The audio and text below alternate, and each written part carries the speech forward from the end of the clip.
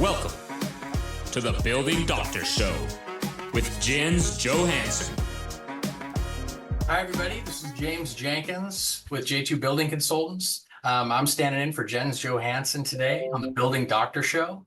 What you're about to watch has been pre-recorded, but I want to assure you there are human beings on the other end. So when we're done watching this, myself and our principal, Jim Kessler, will be on to answer some Q&A and interact with y'all. So without further ado, enjoy, and we'll see you in less than an hour.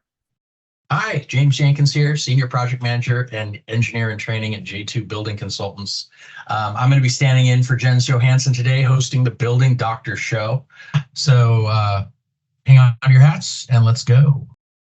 Our producers are going to be monitoring the chat, so as always, be sure to put your questions into the Q&A box and we will answer them at the end of the show. And we have a couple of disclaimers. So this show is free, so please put away your credit cards. We're not selling anything. This show is for educational content only. We're not giving legal, financial, or engineering advice, and I'm not a medical doctor. We're just people on the internet trying to help you run your building better. We've helped thousands of people with their building problems and have seen what worked and what didn't work when it comes to restoring and running condos, and want to share that with you in hopes that it benefits you. So yeah, stick around for live Q&A at the end. We'll answer as many questions as we can in the hour and then add the rest to the next show. So if you have a more specific question, stay tuned for a link to the schedule. You can schedule a free one-on-one call with me. Brooke's going to be monitoring the chat. I'm going to go through the Q&A panel at the end of the show, so be sure to ask us your questions. So today, we're going to be talking about beams. What are they? What are they used for? What sort of tools do we use to diagnose issues? I plan on covering an array of things, so I hope your eyes don't glaze over, but I'm really excited to be discussing this topic. So beams in general, probably the most important structural member that we deal with in our industry, in the construction industry. I guess a beam, right? This kind of looks like a beam.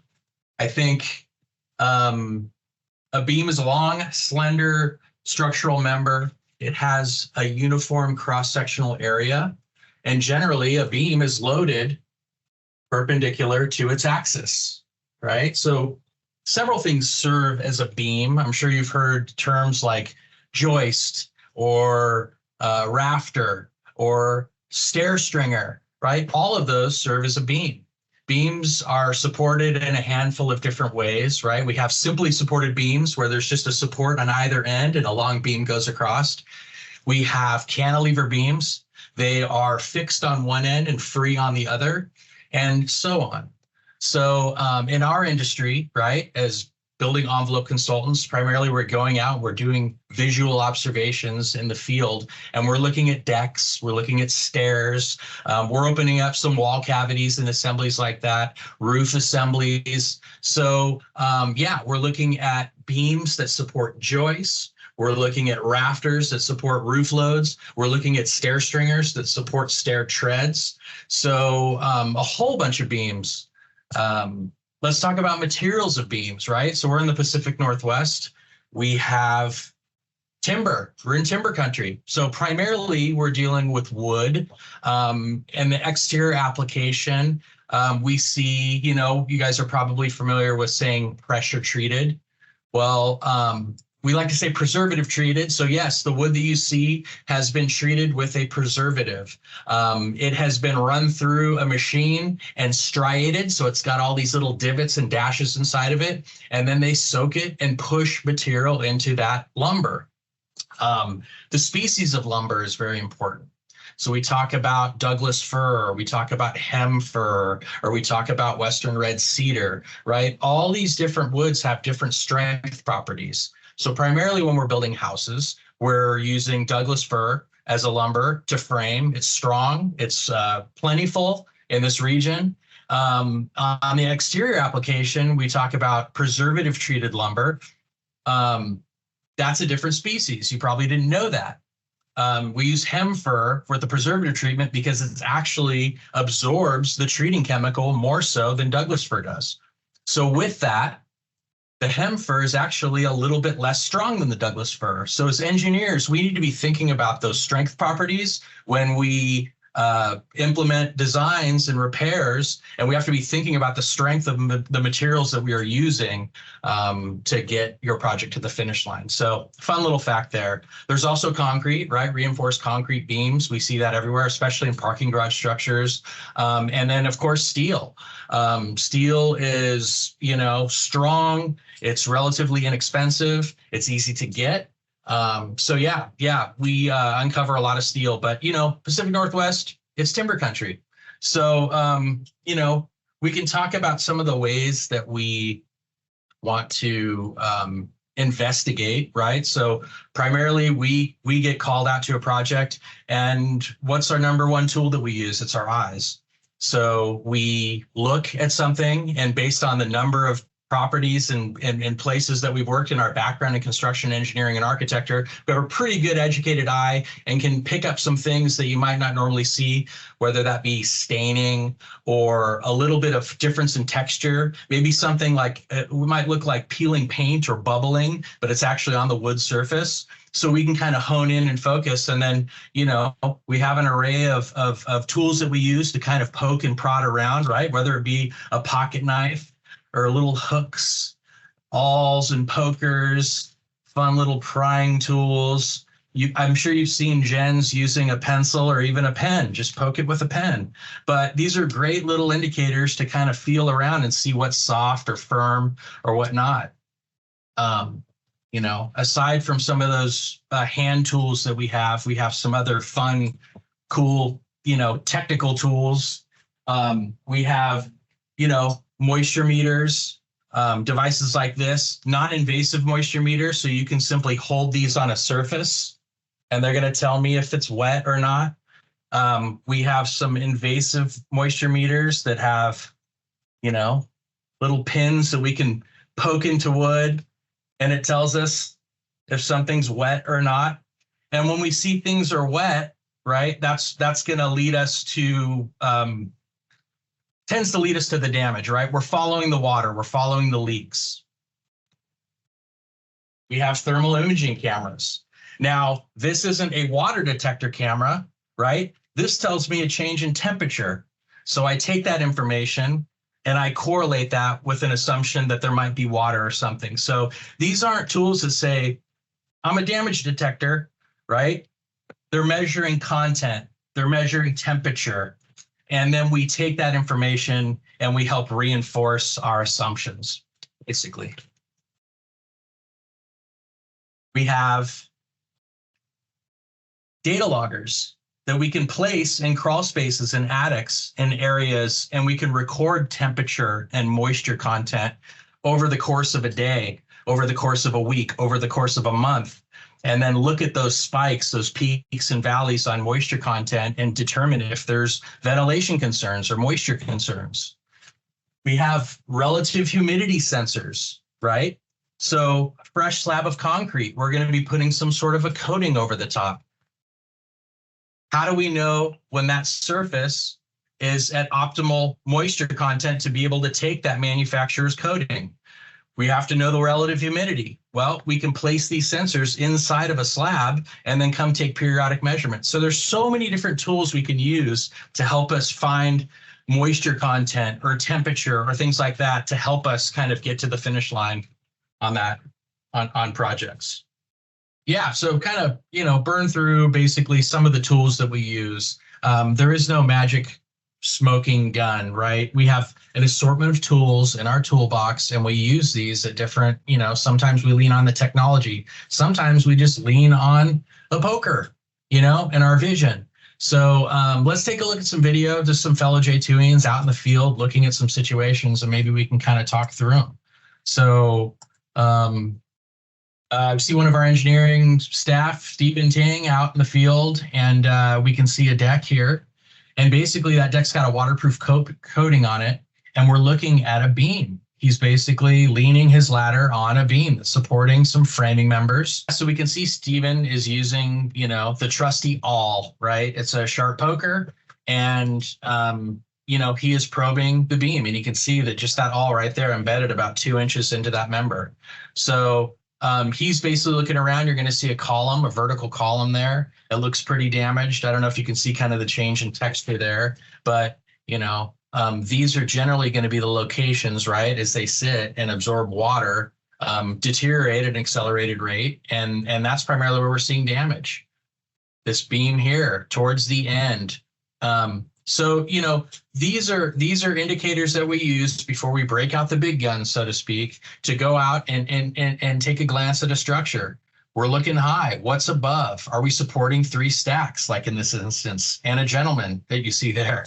So these are some of the things that we have to do in an investigation to determine, hey, is there time to help develop a scope, or do we need to implement some temporary shoring, right? Temporary shoring is going to be a structure that supports this structure in the interim while we help develop a scope. So that's a big facet of what we do at J2, aside from just going out and doing our observation, right? We're determining if there are life safety issues. And if we determine that there is, we need to come up with a plan relatively quickly to ensure that we have a safe community, right? And the people are safe in the interim while we're developing that scope of repair, that permanent fix. So you can see some of the good indicators on the side of this beam is the separation. You can kind of take a look at that without poking it, probably think there's probably some moisture issues here. So, that's where it takes an educated eye, but,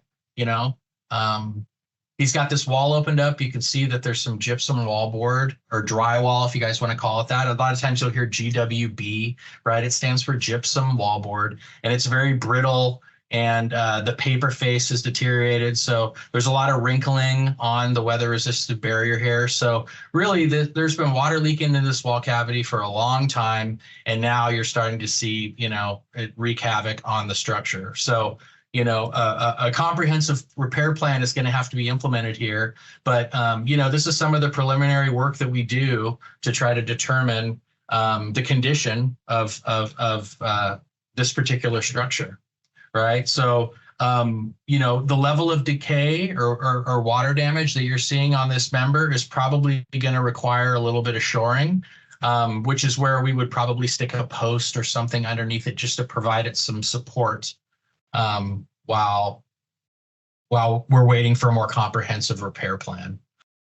Some of the methods that we use to help protect the wood structure, right, is this flashing metal that you see on top. It's a good effort, right? But generally where we see the breakdown in this material is the integration with the wall cavity. So this coping metal that you see here looks like it just terminates and butts directly into the wall, rather than having a flange that wraps around and integrates with the weather-resistive barrier system. So as envelope consultants, we specialize in those weatherization details. Those are the types of details that are important, that buy you that long-term repair, as opposed to just putting something on there, running a bead of sealant, and then allowing the UV rays to break that down and then have it be a leaker, in a relatively short amount of time. We want to, present you with 30-year, 40-year, 50-year fixes. Do it one time and then enjoy your property. So, while it might make sense and be more cost effective, on the front end to just, repair something, put a little sealant on it, really coming up with that comprehensive repair on protecting the structure, is really the most efficient way to go. So a lot of times what we'll find on a deck structure is what's known as a soffit, right? And a soffit is basically covers up the ugly framing underneath. So it's an aesthetic feature. Sometimes we utilize soffits as for fire ratings, right? We can use gypsum to bias a certain level of fire rating, but it covers the framing. So in an investigation like this, where we obviously have some concerns with water, we have to remove the soffit and then look at the underlying components and see the damage. So we will, get underneath the deck frame, remove the soffit, and then take a good look at the structural connections. Now here I see, there's fasteners that are missing on a bracket. Notice the deck sheathing, how they can bend, basically you're in danger of stepping through this deck, right? So the level of water damage here is basically, going to require some shoring. We might have to put a piece of plywood up on the surface to ensure that the owners don't step out and step through that deck. Or we might have to prevent access to that deck, right? Put a piece of plywood over the sliding glass door. So these are means that we have to take to ensure that the people stay safe while we're developing that comprehensive plan to, in this instance, looks like replacement is going to be the way to go. So we notice that these joists, right? And these are acting as a beam, right? That's the magic word of the day. We can see that the amount of water that has been coming into the structure, and basically this beam is wicking that water and staying wet. We have significant damage on the ends. And this is the most critical part of that structural member. Which is where we tend to see them fail, which means, repair is probably not an option here. We're going to be looking at total replacement. The indicator on the color of the sheathing, this is where a moisture meter is going to come in handy, because there are times when we're opening these kind of decks up in August, right? So while that looks saturated and its damage is apparent, right, it's bone dry. So, those are some of the tools that while we're taking pictures, right, a picture doesn't really tell me a story. That particular stain here could be bone dry. So we'll use our tools, to be able to relay that information in our reports. So just another reason why, we lean on an assortment of things to get that information. But yeah, more staining. So obviously there's been, water damage happening and occurring on the structure for a long time. So here's a project that probably don't need a moisture meter on this one. LOL. So we're basically probing this beam. This is a landing beam taking stair stringers, supporting stair stringers, and literally this structural member is full of water. So, sometimes video is probably the best form to be able to relay this. As a picture here, I see wet, but this could be active rain or water. But we had to record this one because this is something that you don't normally see every day. So we had to implement shoring, and shoring is basically just a temporary structure to support a structure that can no longer support the code required loads, or the loads that it was designed or intended to support. Literally a very juicy beam, to say the least. Another form of shoring, and they're actually trying to jack up a beam that is deflected. But this is a good explanation of, hey, we don't want to just rip something out and start fresh. We don't want to, how easy would it be to just tear out the whole thing and rebuild it? It's not feasible. Right? There are budget constraints, just the impact on the structure above. There's people that live here. We would have to relocate people for who knows how long to completely do an overhaul on the structure.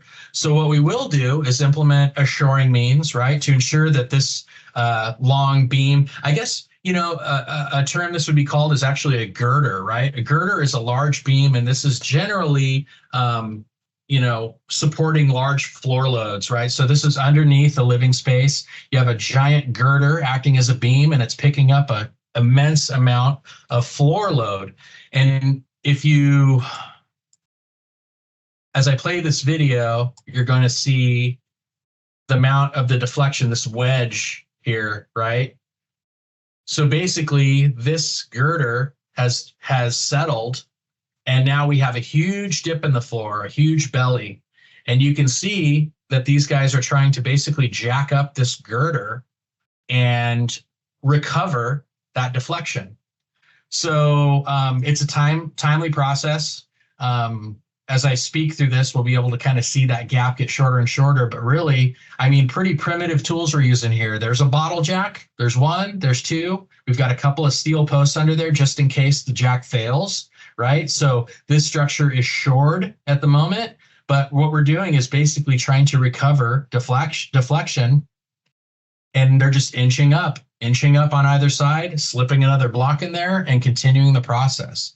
So it's not rocket science we're talking about here. It's slow, it's steady. It's not using, $1 million tools, but it takes good judgment and experience, right, to determine that we can recover this as opposed to having to rip the whole thing out and replace it. So let's get a little bit further down here and notice they've already closed that gap up. If I could do time lapse, it'd be really cool, but it would probably give you all motion sickness. But anyway, yeah, this is a classic project where we implement bottle jacks to basically recover the sag, and then they can reframe this deck. Everything's straight. Hopefully, there's not too much cracking above. But yeah, they're lucky. They're lucky on this one. They're able to recover it. So thumbs up to the team. Yeah. So once they've recovered that settlement, what they're going to do is basically implement a new bracket for this beam and probably post down and add a footing, right? So that way we have a simply supported beam, right? So it's mainly supported at this concrete foundation wall here. So yes, when all of this is done, you can see these poles and posts will be removed, and the beam will be serving its purpose as it was originally intended to do. So offhand, it doesn't look like the beam was water damaged. It looks like the support failed for the beam, or how it was attached at this foundation wall. So they were able to basically put bottle jacks underneath it, recover that settlement, and then what we'll do is actually, insert probably a supplemental pier out of concrete with a post. And that's a relatively inexpensive fix to pick up such immense loads, right? There's an incredible amount of load on this beam or girder, if you will.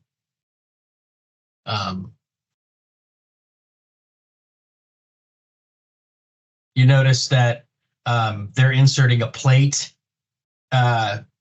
inside. So basically, the bottle jack has about an 1.25 inch diameter cylinder, so it would literally push up into that wood beam. So they're inserting a steel plate to help kind of distribute that force and not damage the face of the beam. And they continue. It's a slow process, but it's a tried and true method. Just amazing how much force can be applied through a little bottle jack. Thousands and thousands of pounds.